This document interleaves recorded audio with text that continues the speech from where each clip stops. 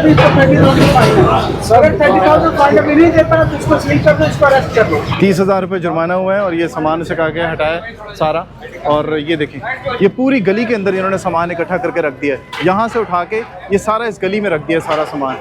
ये देखें, इसलिए कि पैरा फोर्स आई है किसी तरीके से सामान छुपा दे, लेकिन ये किसी तरीके से नहीं छुपा। ये देखें, ये सारा सामान आपको नज़र आ रहा होगा कि पैरा के आने के बाद यहाँ पे सामान यहाँ पे रखा गया। ये देखें, ये सारा सामान ऑपरेशन शुरू हुआ है तो उसके बाद ये सारा सामान उठा के यहाँ पे रखा गया। ये देखें,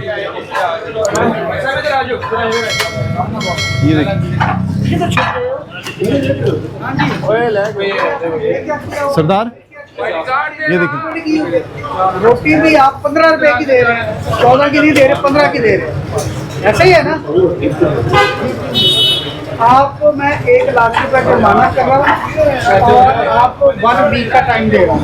1 वीक के अंदर बाइक सारी आपने एनक्रोचमेंट की हुई है गवर्नमेंट की, वो करें। आप 5 फीट आप जगह आगे ले सकते हैं। आपके